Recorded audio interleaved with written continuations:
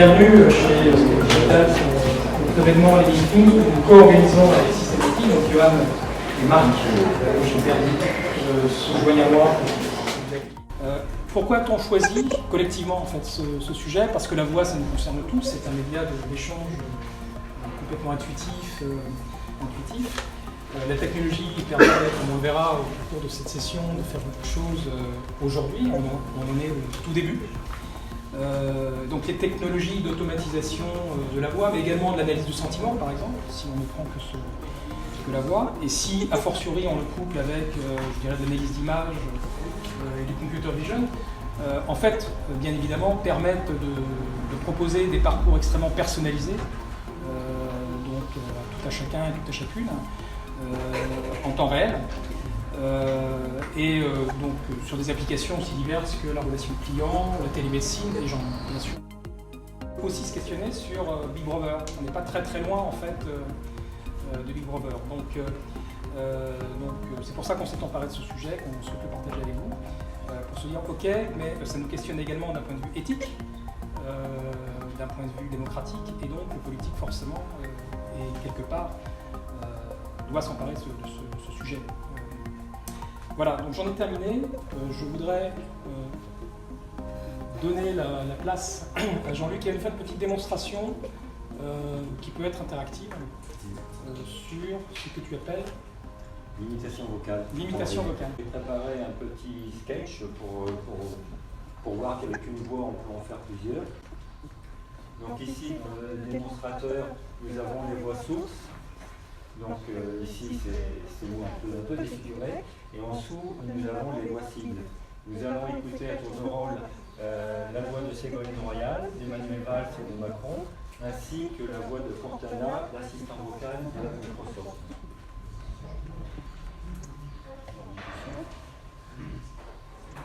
Cortana, je suis Ségolène Royal.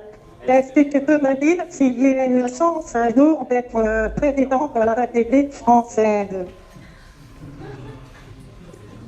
Je suis désolée, Madame Royal, mais je n'ai pas la compétence politique pour vous répondre. Cortana, je suis Manuel Valls. J'ai perdu les élections de 2017 et je n'ai pas réussi à être maire de Catalogne. Est-ce que ton intelligence artificielle est capable de me dire si un jour je peux espérer être le président de la République française? Je suis désolée, Emmanuel Valls, mais je n'ai pas la compétence politique pour vous répondre. Cortana, je suis Emmanuel Macron, le président de la France. J'aimerais que la prochaine fois qu'un concurrent veut savoir s'il a des chances d'être président dans la prochaine élection, que tu lui réponds qu'il n'a aucune chance. Très bien, j'ai bien compris, monsieur le Président de la République française. Pour cela, je dois demander au Président des États-Unis s'il peut répondre ce que vous voulez.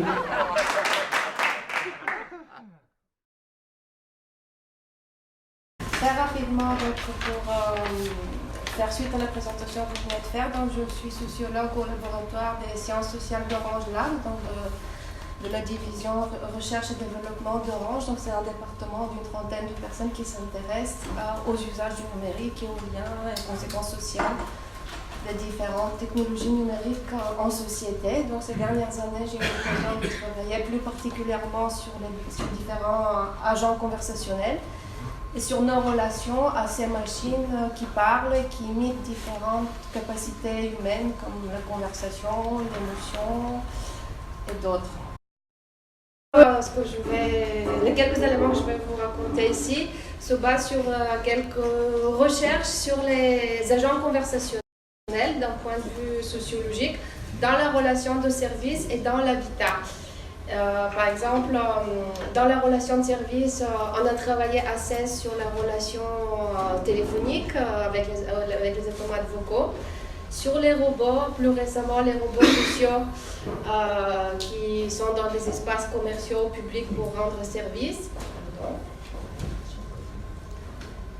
et dans l'habitat sur les assistants vocaux. Et donc comme vous le voyez dans les images qui bougent, c'est des vidéos, donc souvent c'est des enquêtes basées sur la vidéo-ethnographie. Donc on essaie de voir vraiment comment ces systèmes sont utilisés en situation naturelle, donc en dehors des laboratoires, soit avec des observations, soit quand on peut filmer.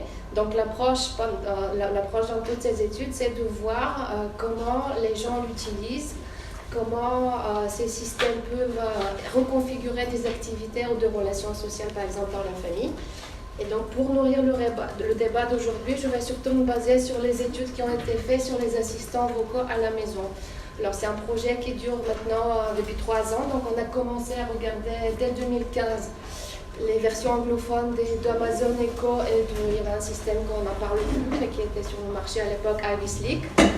Ensuite, on a travaillé sur un prototype d'Orange interne qui était un assistant en expérimentation qui s'appelait Alice. C'était un projet de recherche technique pour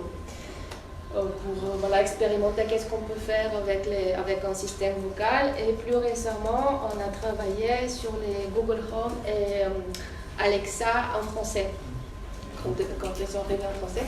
À chaque fois, il y a une vingtaine de foyers qui ont été étudiés par des entretiens au début, au milieu et à la fin de la période. Et on a demandé aux gens de se filmer aussi, et on les a filmés aussi un peu nous-mêmes. Donc, je vais juste aborder quelques aspects de ces études-là. Un premier point important qui apparaît quand on regarde ces vidéos des interactions avec les assistants vocaux en temps réel, c'est la fossé qu'il y a entre ce qu'on voit dans nos vidéos d'enquête et les vidéos promotionnelles ou la façon dont on parle de ces systèmes-là. C'est que les assistants vocaux s'inscrivent, comme vous le savez, dans le projet de la maison connectée, de l'intelligence ubiquitaire, qui sont censés donner accès par une interface vocale potentiellement donc à des services multimédia, à la météo, mais aussi à la domotique. Donc ce qu'on voit là, même si on est au début de ce processus, on a la chance quand même d'observer des situations pour la première fois réelles dans les familles, et non parce que les études jusqu'à là se basaient plutôt sur des situations expérimentales. Alors ce qu'on dit sur les assistants vocaux et sur l'interaction vocale automatisée en général, c'est que ça va permettre une interaction naturelle. Donc les personnes vont pouvoir leur parler comme on parle entre les humains, et donc ça va permettre d'accéder facilement sans les barrières de l'écrit à différentes choses. Donc je vous montre une première vidéo promotionnelle qui montre cet accès facilité au service par l'interaction naturelle.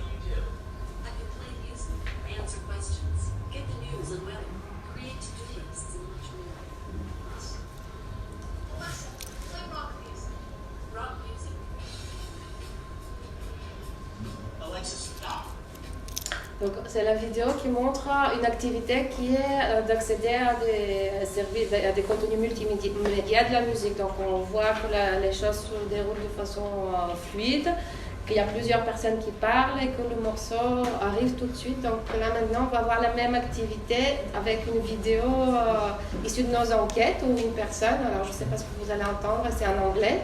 Vous entendez un peu quand même comment Voilà, qui va aussi demander une chanson à Alexa. Alexia, go to YouTube and look up Katy Perry, please.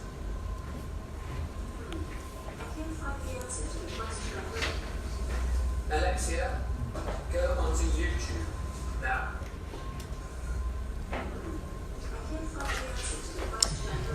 Alexia, YouTube.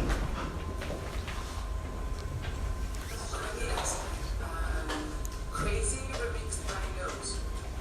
Alexia, play the music Crazy Remix. Songs in Amazon Music Store by saying, for example, find songs by Alexia, on the Amazon Music Store, please find songs like Crazy. Here's a sample of Crazy by Lars Barkley. Oh, no. Alexia, find Crazy. Association of Real-Time Show.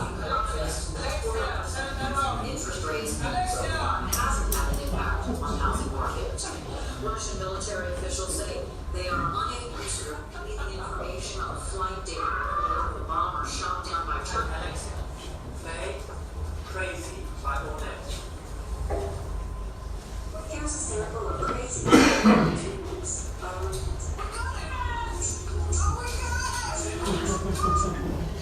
Donc c'est une séquence qui dure beaucoup plus longtemps parce que vous avez vu, on l'a coupé pour prendre les principaux moments. Donc la personne cherche juste une chanson, donc ça a duré plus que 5 minutes.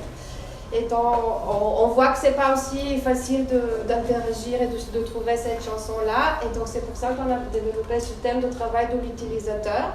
Ou qu'est-ce que c'est parler à une machine intelligente, dans ce cas-là Alexa. Donc on a plusieurs aspects de travail. Là, dans cette séquence, on a vu par exemple qu'il va reformuler plusieurs fois en réduisant.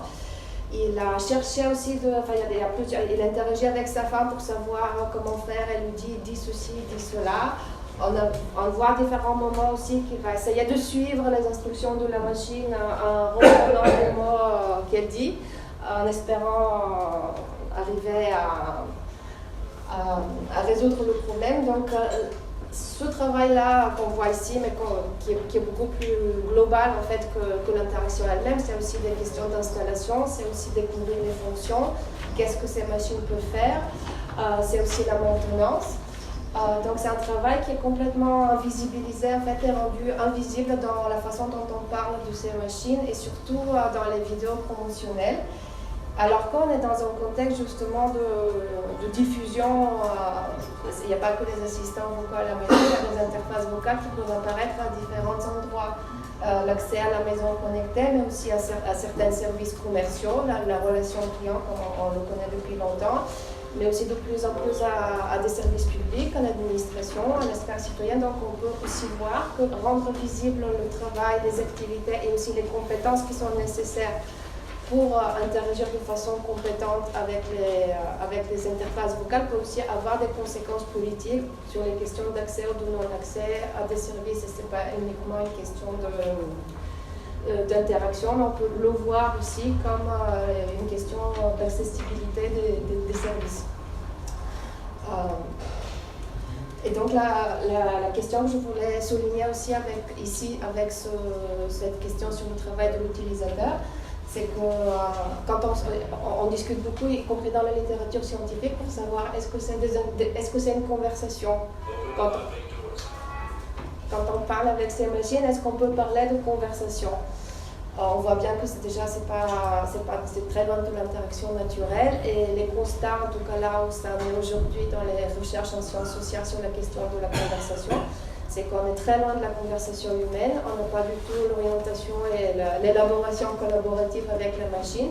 Et en fait, on a tout intérêt à comprendre quel est le type de ces interactions, à les caractériser pour mieux pouvoir soutenir, par exemple, ce travail de l'utilisateur, plutôt que de se rabattre sur le modèle de la conversation humaine, qui est aussi source de difficultés d'usage, parce que quand les personnes vont parler naturellement, mais c'est là que ça va dans une situation réelle, et d'essayer par exemple de faire en sorte que le système soit plus intelligible, plus transparent. Par exemple, quand il y a un problème, plutôt que le système dise uniquement je n'ai pas compris, aussi qu'il soit capable de donner des pistes de résolution et de soutenir ce travail de résolution de problèmes des utilisateurs. Donc ça c'était sur la question du travail invisible de l'utilisateur et du fait qu'on est face à des formes d'interaction qui sont hybrides.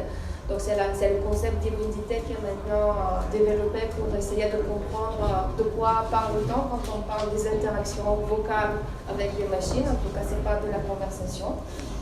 Et finalement, pour finir, peut-être ce qui nous a semblé intéressant en regardant les usages dans situation réelle, virtuelle, c'est qu'il y a des idées reçues qui à chaque fois sont battues en brèche quand on fait des enquêtes. Bon, il y a cette première idée que je vous ai montrée, il y a une promesse d'interaction naturelle et de faciliter l'accès à la vie, mais finalement ce qu'on découvre, c'est aussi le travail de l'utilisateur qui est absolument central pour que le système fonctionne. On a beaucoup entendu parler aussi des dangers que ces systèmes vont donner lieu à des attachements, à des relations qui vont devenir danger, peut-être avantage. Ils vont être comme un membre de la famille, un être en plus. Ce qu'on observe dans des usages qui se routinisent, c'est que en fait, les usages des assistants vocaux à la maison se stabilisent sur quelques fonctions très simples et très routinières. Ça va être la météo, le trafic. Certaines personnes vont avoir l'habitude, de consulter la radio le matin. Et on est vraiment dans une transformation des modes d'accès peut-être, mais surtout pas dans une relation à notre être et un brouillage des frontières humaines en humain. Donc la réalité des pratiques est très loin de ce point-là. Et le troisième point, c'est que les assistants vocaux domestiques sont présentés comme des objets familiaux. Ça va être le majordome ou un objet qui va coordonner, qui va même résoudre des problèmes intergénérationnels en facilitant la communication. En tout cas, quelque chose qui est le lieu d'usage partagé.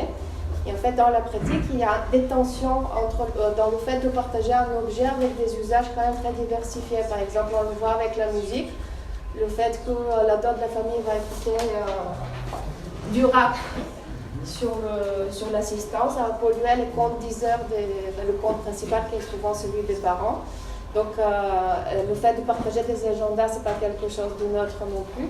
Et finalement, dans la pratique, c'est source de tension dans le collectif familial et on observe plutôt des usages individuels. La plupart du temps, dans le temps, il y a une personne qui est souvent l'initiateur de l'achat, qui va être celui qui va l'utiliser, puis les autres sont soit en résistance, soit de non-usage. Donc finalement, des systèmes qui soulèvent beaucoup de questions et qui demandent à être compris vraiment en contexte d'usage. Voilà, je vous remercie.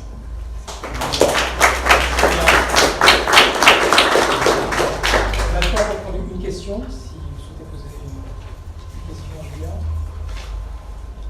Juste une, ouais, peut-être. Ce que vous disiez juste à la fin, l'ordinateur, quand il est arrivé dans les foyers dans les années 90, il était familial aussi. Et il y avait aussi des conflits avec les parents qui, les enfants qui, etc. Donc là, cette interface vocale, moi l'impression que j'ai, c'est que c'est la même chose qu'un smartphone, sauf que précisément c'est fait pour être dans la maison, c'est un peu le smartphone de la maison, plutôt que chacun ait ses applications, mais que l'utilisation restera familiale. On imagine difficilement une utilisation individuelle dans une famille où chacun aurait son propre... Vous parlez des assistants ? Son propre Alexa. Ah, ou... oui. C'est l'introduction justement d'une interface de la maison. En fait, le téléphone, c'est l'interface de l'individu. Alexa, c'est l'interface de la maison.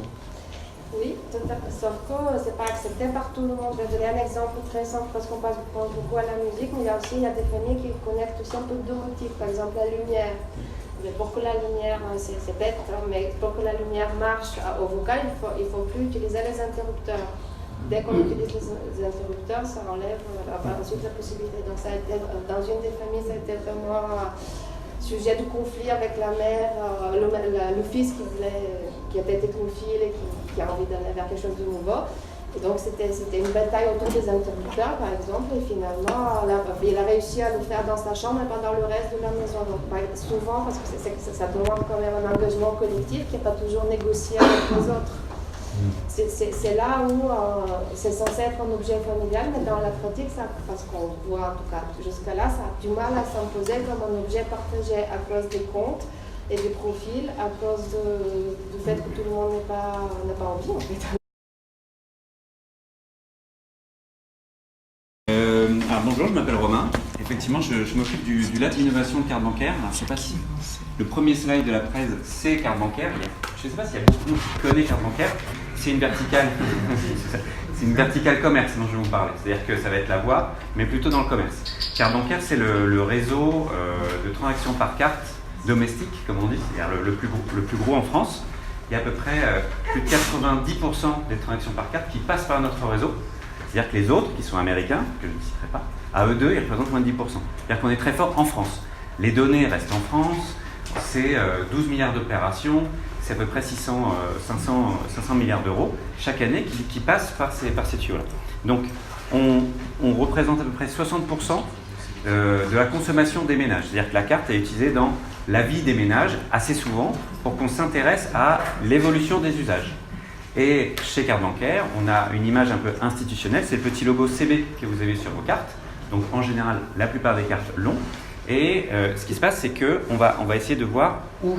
alors en général, on est vu un peu institutionnel et régulateur, on émet aucune carte, aucun terminal de paiement, on émet des spécifications, on émet de la documentation, c'est-à-dire les règles que les acteurs s'imposent entre eux, les banques qui sont membres de Carte Bancaire, mais aussi les industriels qui fabriquent des cartes, les industriels qui fabriquent des terminaux, mais aussi les industriels qui travaillent sur le paiement sur Internet, ce qu'on appelle les prestataires de services de paiement. Tout cet écosystème-là se met d'accord autour d'une table, on écrit ça et c'est des specs. Voilà. En gros, Carte Bancaire, c'est ça. Le lab, en revanche, on n'émet pas de specs, on va travailler vraiment sur le parcours du client, ce qu'on appelle l'UX. Et on est... alors, Carte Bancaire, c'est 100 personnes, c'est pas énorme pour la part de marché. Et le lab, c'est au moins 3 personnes. Voilà, donc on est assez nombreux, bien staffés, mais on va plutôt vraiment travailler sur les nouveaux usages. Nouveaux usages, ça va être l'utilisation des réseaux sociaux. Nouveaux usages, ça va être vers les voitures autonomes. Donc j'ai plus de temps, qu'est-ce que je vais faire de ce temps dans les voitures autonomes ou dans les voitures partagées? Je vais utiliser ce temps pour discuter, pour consommer de la culture, je vais écouter plus de musique, je vais regarder des films parce que j'ai les mains libres, mon attention peut être sur quelque chose, donc je peux aussi consommer. Donc on va essayer de voir comment la consommation peut s'adapter aux usages du client, enfin de nous, et pas l'inverse. C'est-à-dire que pour qu'une technologie soit adoptée, on pense qu'il faut qu'il n'y ait pas d'effort à faire pour que le client ou l'utilisateur final s'adapte à la techno, mais plutôt l'inverse. Et quand je dis techno, en fait, on n'est pas très techno, on est vraiment techno dans sa globalité. Pareil pour le paiement, on ne pense pas que le paiement soit une valeur forte. Le paiement, c'est une commodité.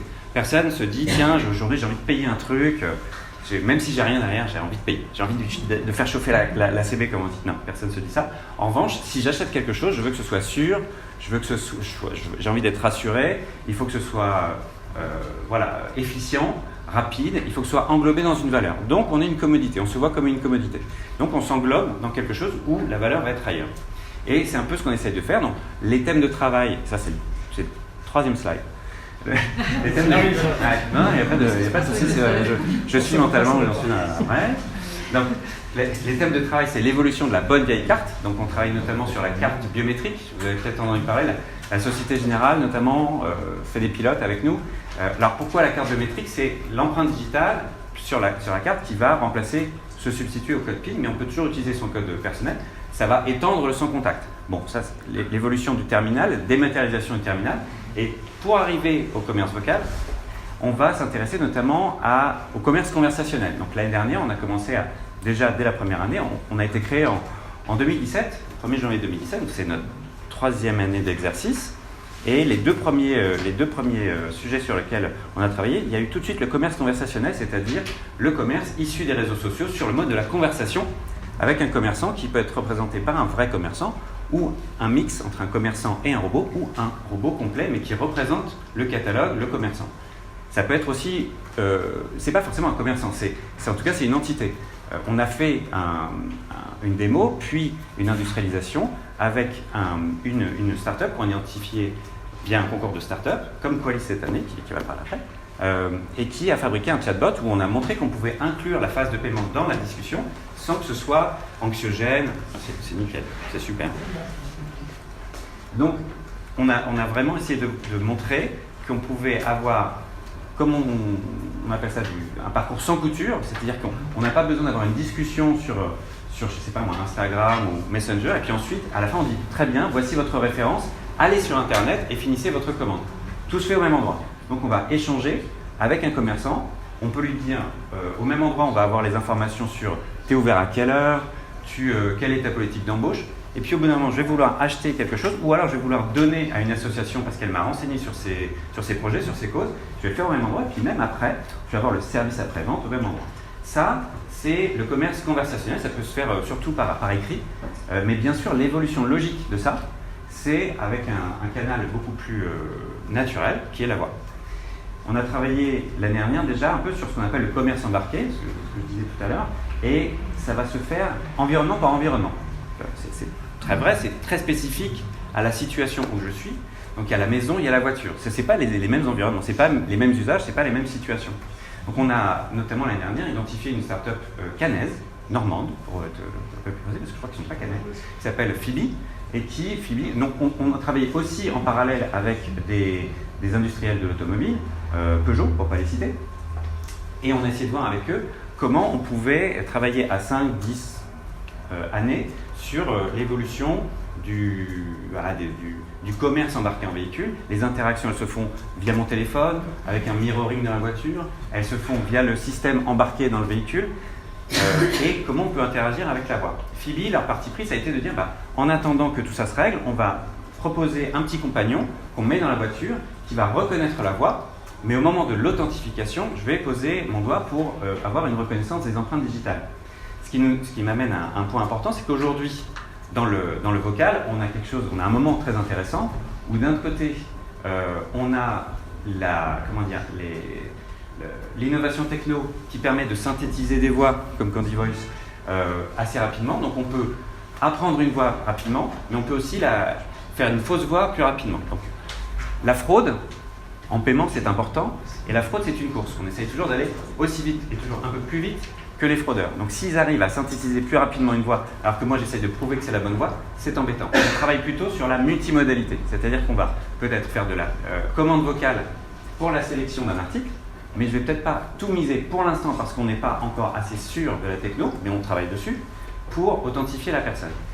Il y a eu, je ne sais pas si vous êtes des sachants dans la salle, il y a eu d'abord un effet avec Alexa, mais aussi pendant le Super Bowl, il y a eu une pub qui est passée où dans la pub, il y avait le OK Google qui a déclenché les enceintes. Bon, OK Google, aujourd'hui, on ne peut pas authentifier quelqu'un. Je peux dire OK Google, commande-moi quelque chose, mais OK Google, Google va partir, Google Home va partir du principe que vous êtes la bonne personne pour payer avec la carte qui est enregistrée sur le compte.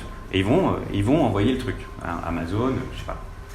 Donc ça serait quand même pas mal que Paul, qui veut acheter l'objet en question, ce soit bien Paul qui paye. Ça serait chouette quand même. Bon, ça aujourd'hui, on ne sait pas le faire exactement par la voix, donc il faut trouver des moyens de le faire dans des situations où nos usages nous y poussent.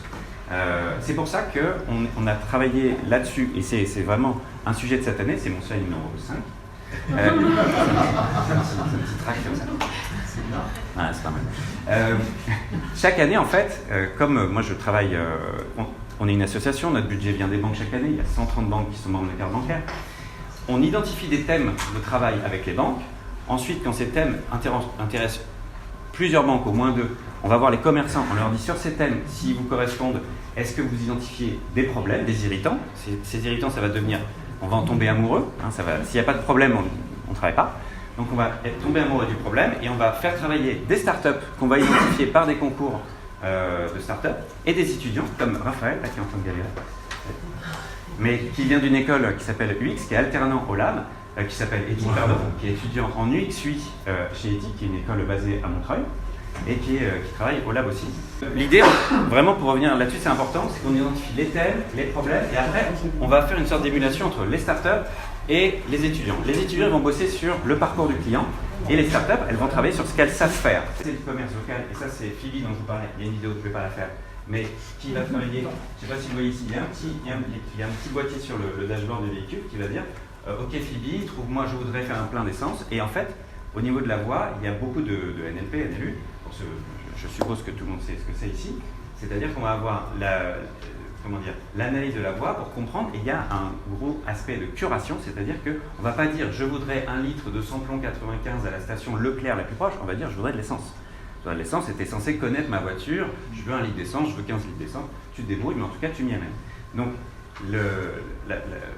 l'assistant va, petit 1, proposer un endroit, emmener au bon endroit, et puis derrière, je vais pouvoir avoir un module qui prend le relais, ça c'est intéressant aussi en termes de chaînage de valeur, pour dire vas-y tu peux te servir avec. Bon, je dis je suis à la pompe du Leclerc numéro 8, ils sont connectés aux pompes de Leclerc, et on se sert, on remonte dans la voiture, est-ce que tu es OK, ça fait 9,60 €, oui je suis OK, validation, et je continue. Pareil pour le cas d'usage parking, il y a des solutions digitales de paiement de parking maintenant, là c'est pareil, je suis garé, je voudrais rester 1h30, très bien, je note que tu es garé rue, il y a des vidéos, je pourrais vous envoyer les liens, parce qu'ils sont en mode alpha pour l'instant. Ce qu'on a fait avec eux, on les accompagne, c'est sur petit 1, les alpha prototypes, petit 2, les focus group, c'est-à-dire les intentions des gens On est encore une fois dans l'usage, est-ce que les gens sont prêts à accepter cette techno, pourquoi et surtout comment. Et puis ensuite, il y a le pilote avec un peu plus de matière sur le terrain. Sur la partie focus group, c'est intéressant. Pourquoi ? Par exemple, le type de question qu'on va poser à des utilisateurs supposés, c'est est-ce que vous préféreriez qu'il y ait une seule voie pour tout le parcours ou des voies par, entre guillemets, boutique ou commerçant.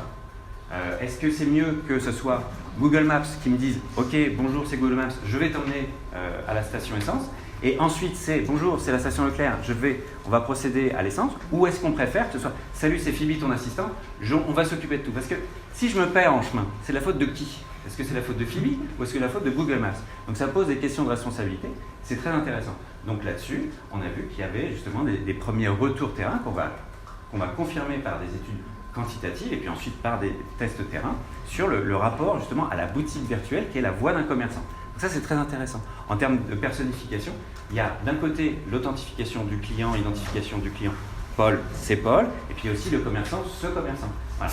Ça c'est hyper intéressant. Aujourd'hui, on est plutôt sur des gens qui voudraient, mais qui disent, alors vous savez ce que c'est les focus group, c'est les gens qui se projettent, c'est très difficile de se projeter sur l'innovation, mais qui disent qu'ils préféraient à 2/3 avoir plusieurs voies par boutique, c'est-à-dire une voie pour chaque boutique.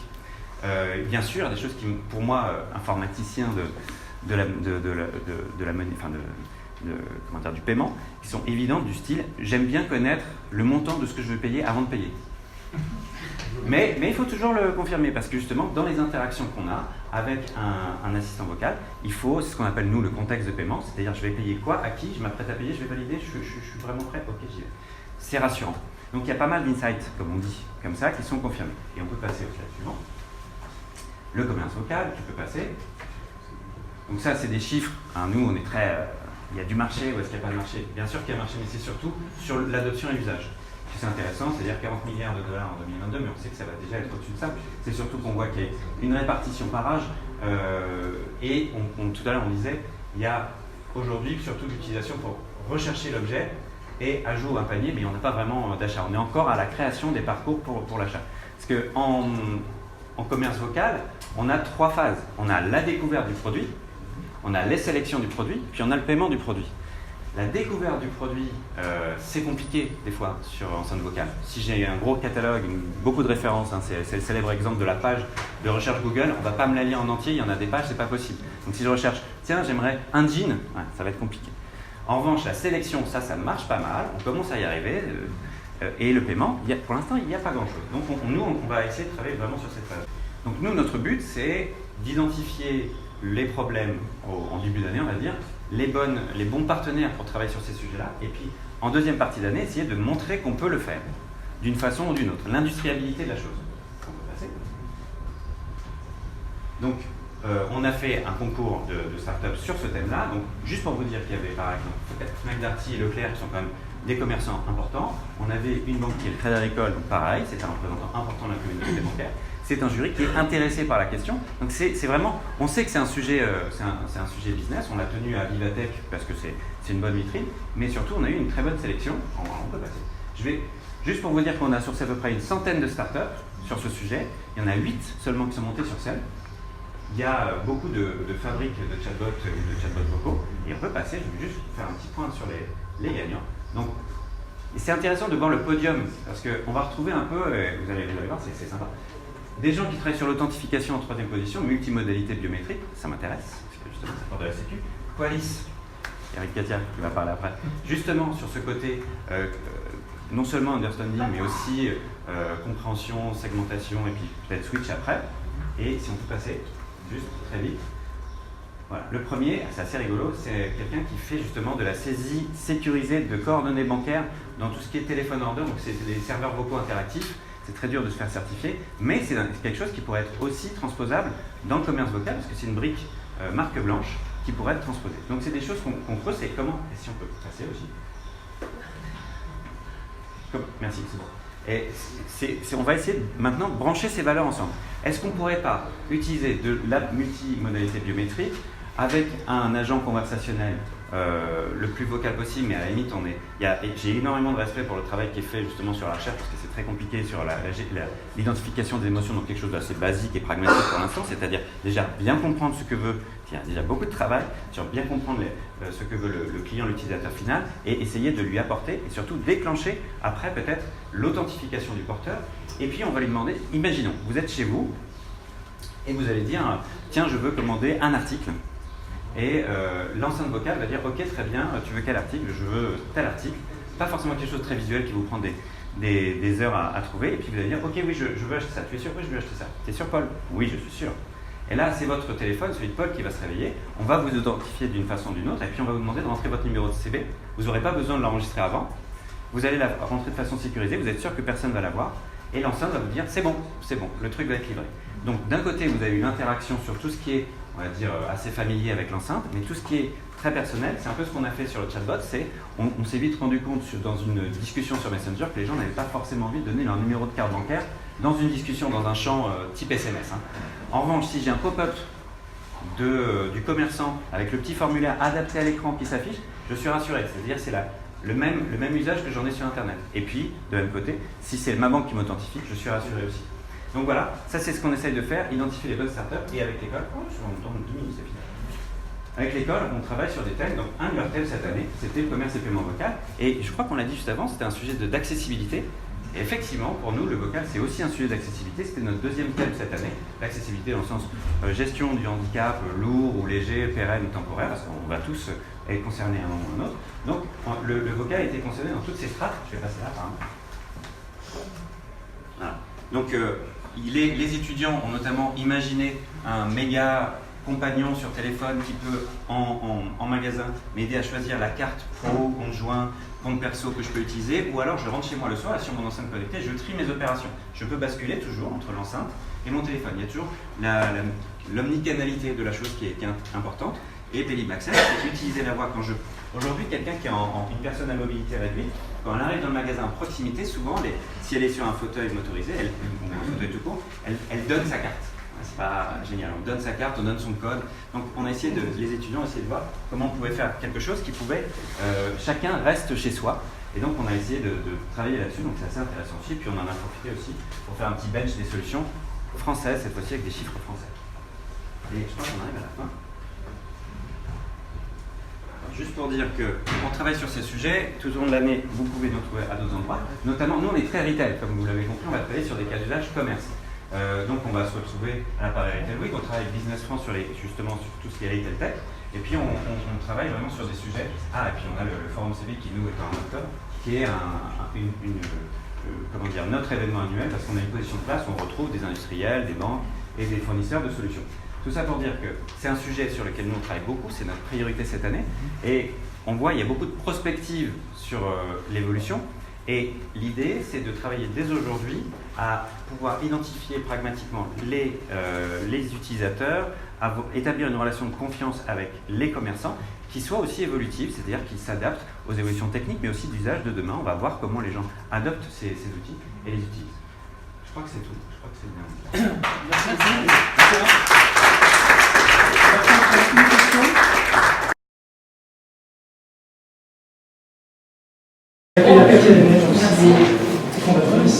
Bonsoir à tout le monde. Donc, je suis là en qualité de fondatrice de VoiceLab. Et je suis dans la première partie de mon pitch vous présenter ce qui est l'initiative de VoiceLab. Et pour ceux qui s'intéressent, nous rejoindre, puisqu'on a besoin effectivement d'acteurs français, prestataires, clients, utilisateurs. On sait que le marché aujourd'hui est dominé par des gamins en fait, en termes de services vocaux, donc tout ce qui est reconnaissance de la parole et tous les services qui tournent autour pour construire des assistants virtuels vocaux qui fonctionnent bien. Donc, pourquoi c'est un problème effectivement, c'est pas seulement un problématique en soi, un business, parce qu'effectivement on peut tous les utiliser, mais il y a des cas d'usage dans lesquels on ne peut pas se permettre d'utiliser un prestataire où les données utilisateurs vont partir quelque part, on ne sait pas où, et qui vont être utilisés, on ne sait pas comment.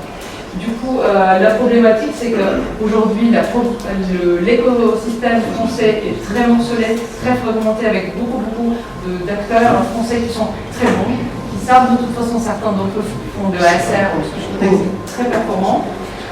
Mais on se dit qu'à plusieurs, on est plus fort. Donc on a initié cette association qui s'appelle le BOSLab pour permettre de fédérer les acteurs autour des services locaux et de permettre d'avoir une alternative, aux industriels les grammes, parce qu'on sait qu'il y aura des enjeux quand même qui sont au-delà du business, au-delà des cas d'usage, qui sont des enjeux économiques et géopolitiques et sociétaux. Pour voir venir effectivement d'ici 1 ou 2 ans si on fait rien. Exemple, on parlait de banque tout à l'heure. Et bien effectivement, pour poser une question simple, je peux utiliser la reconnaissance vocale avec un service vocal de Google par exemple, mais forcément je ne peux pas dire à Google.com avec ça, eh bien voilà, fais-moi la transaction, je ne peux pas donner ma carte bancaire, je ne peux pas envoyer des données personnelles parce qu'ils n'ont pas de politique de privacy très soutenue. Alors, l'objectif du BOSLab, c'est quoi? C'est justement de constituer, de fédérer des bases de données vocales, d'entraîner et de constituer un modèle. Il y a un moteur de reconnaissance de la parole français, un modèle qui va être membre sur des langues européennes, évidemment la deuxième sera en anglais, et entraîner un modèle qui fonctionne et qui sera en fait finalement un modèle qui a quand même une question de souveraineté là-dessus, qui pourra être utilisé par toutes les entreprises françaises et européennes sans souci. Peut-être que je vais switcher la démarche. Aujourd'hui, la problématique est la suivante. On n'a pas un accès très facile, nous, les entreprises qui souhaitons fabriquer de la reconnaissance de la parole, des données vocales à disposition. Voilà, ça s'achète, ça coûte cher et voilà, il y a des entreprises qui peuvent le faire, d'autres, effectivement, les données vocales sont chez les entreprises. Donc on a cette idée-là, c'est de se réunir nous tous en fait. On est aujourd'hui une trentaine de structures, donc une dizaine de labs qui travaillent sur tous ceux qui sont assez spécialisés dans la reconnaissance de la parole, de la linguistique, etc. L'ENSI, également la Sorbonne, etc., l'INARIA, et une vingtaine d'entreprises de différentes typologies. Vous avez SNIPS par exemple, une Agora, Data Valoris, Candibox qui était là tout à l'heure, et on va revenir dans le panel tout à l'heure. Donc il y a plein de prestataires, de forces de solutions qui ont l'envie aujourd'hui de bosser. Et depuis qu'on a lancé, nous, en mois de mars, avril, lors de iNight cette année, on a quand même médiatisé notre démarche et on a eu quand même une cinquantaine de demandes d'adhésion. Donc effectivement là, officiellement, ce qui se passe, c'est qu'on constitue l'association. On constitue l'association et en fait on se met en parallèle à bosser sur ce fameux moteur de recherche. En attendant, de quoi on a besoin? Effectivement, on a parlé de marché, je ne vais pas revenir dessus parce qu'on sait le potentiel. Et Julia et Romain en parlaient. Mais quand on a besoin de données. Qu'est-ce qu'on doit faire de tout ça? Dans un premier temps, le business model, c'est d'offrir un service de speech to text et text to speech. Ensuite, de créer des API pour pouvoir aussi connecter les différents acteurs entre nous. Et évidemment, travailler sur la data. L'agrégation de la data et l'entraînement vraiment au fur et à mesure des données, parce qu'avec des datas qui sont vieilles, on ne peut rien faire effectivement autour de la data fraîche. Et ensuite, cette place de marché, parce que l'objectif final, c'est de créer une place de marché où déjà le BOSLab pourra proposer ses services propriétaires, on va dire propriétaires, mais de biens publics, et tous les prestataires et tous les adhérents pourront aussi proposer leur propre solution.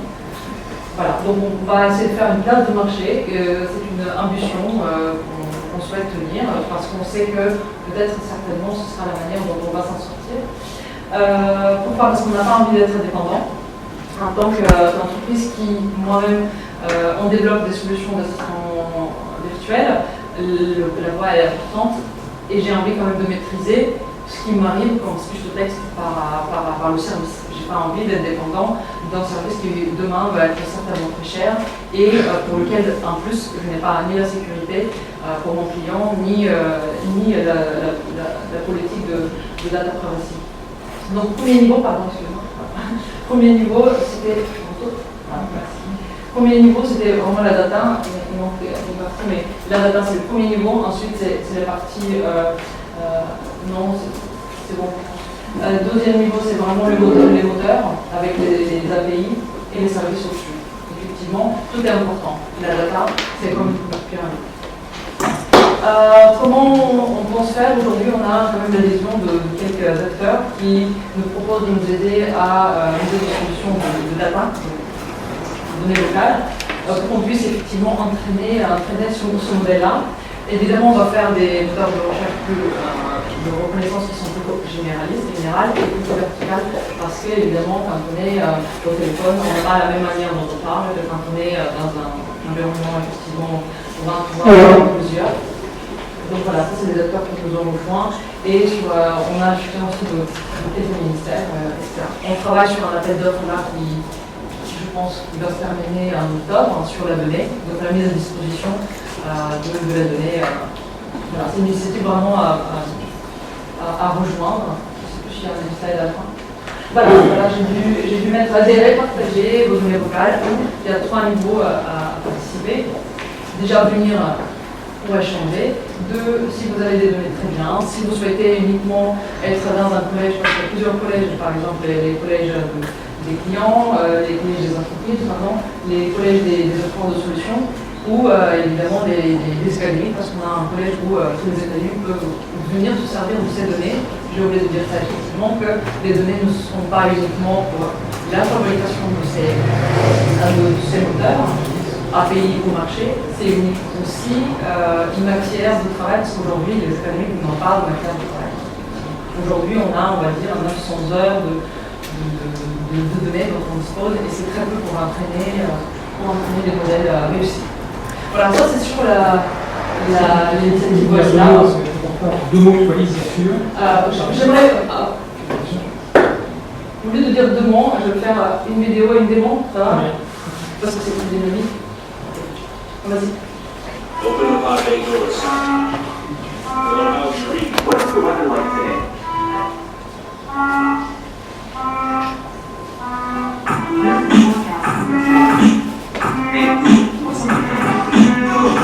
Let me clean these sheets up. Hey Siri, set a timer for 14 minutes. Watson, tell me a joke.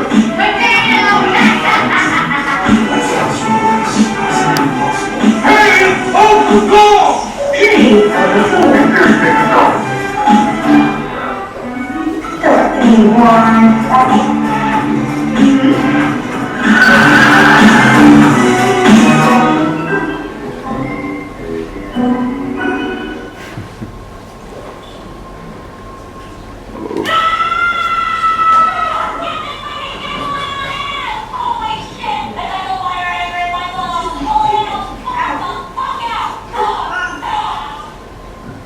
Ça c'est pour vous dire, parce que pour nous, de mon police, qu'est-ce qu'on fait? On fait une solution qui conçoit des assistants virtuels, mais à la différence des assistants à la maison, on fait des assistants personnels ou corporate. Et effectivement, on voit qu'on est dans le premier niveau des assistants où les services ne sont pas vraiment excellents. Demander la météo, demander la musique, c'est pas ça qui change quelque chose de fondamental, mais on sait qu'on va venir vers les assistants ou le service qui est rendu a de la valeur, où on peut quand même donner et faire suivre le client. On m'a parlé de omnicanalité, je vais faire un petit démo quand même. J'ai mes slides, mais je pense que tout le monde a envie d'aller faire la table ronde. D'accord, bon, une démo live, c'est bien.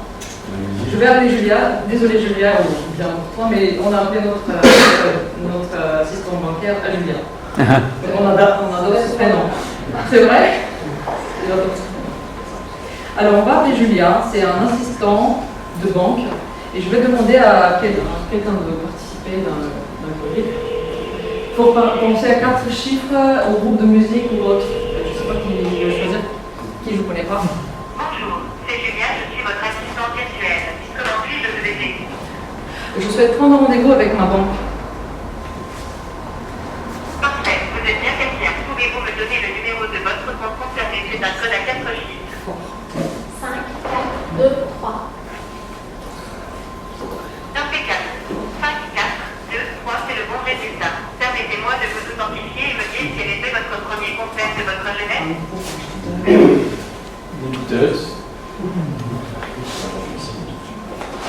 Ah, bravo. C'est bien leader. J'aurais pas compris. Il a dû être dément. En fait, si j'ai bien compris, pour prendre un rendez-vous, j'aurais besoin de savoir quand il vous arrangerait le plus. Par exemple, demain, à partir de 14h. Vous m'avez dit le 12 juillet à 14h. Merci de patienter quelques secondes. Un conseiller reprend la suite dans 5 secondes et vérifie si c'est disponible. Ça vous convient? Oui, ça me va très bien, merci. Impeccable, il reste de la date. Mettez-vous un rendez-vous téléphonique ou un rendez-vous sur place dans votre agence habituelle. Je veux bien dans mon agence, s'il vous plaît. Je vais arrêter, parce que sinon ça fait long. Quel sujet avez-vous? Voilà. Qu'est-ce qu'on montre là? On a un parcours utilisateur, on a un usage, on le rendez-vous, etc. Il y a un design conversationnel, il y a le speech to text, mais il y a aussi le cerveau, c'est-à-dire la techno qui va faire la...